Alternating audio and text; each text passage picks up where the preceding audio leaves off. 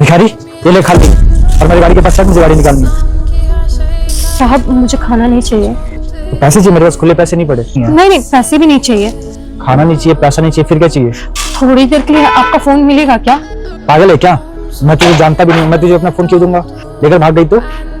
बात तो आपकी सही है, लेकिन आप मुझ पर भरोसा कर सकते हैं। आप एक काम कीजिए, आप मेरा हाथ पकड़ लीजिए। आप हाथ पकड़ लेंगे तो मैं कहीं भाग भी नहीं पाऊंगी। सर मैं आपके आगे हाथ जोड़ती हूँ, आप फोन दिखा दीजिए थोड़ी देर के लिए। अच्छा ठीक है, इसकी कोई जरूरत नहीं है। अगर तुझे बात करनी तो ये ले। बहुत बहुत शुक्रिया। हेलो भैया, हम बोल रहे हैं अंकिता। क्यों फोन किया है? अभी भाभी से लड़ाई करके गई है ना, क्यों फोन की बता।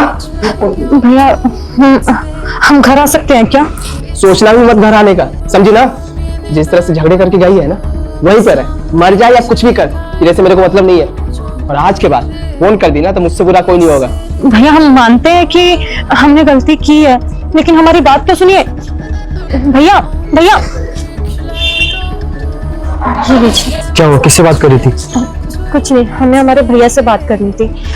तुम्हारे भैया थे तो तुम्हें घर आने से मना क्यों किए? और वो इतना गुस्सा क्यों कर रहे थे? गुस्सा तो करेंगे ही ना, सब कुछ खराब जो कर दिया मैंने।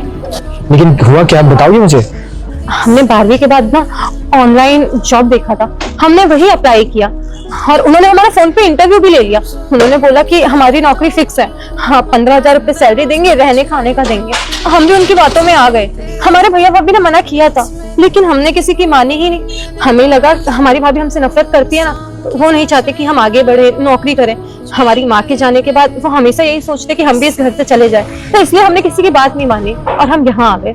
यहाँ आने के बाद हमने उनसे कांटेक्ट करने की बहुत कोशिश की। हमें जो एड्रेस बताया था हम वहां भी गए थे, हम फोन भी नहीं मिल रहा इन लोगों का।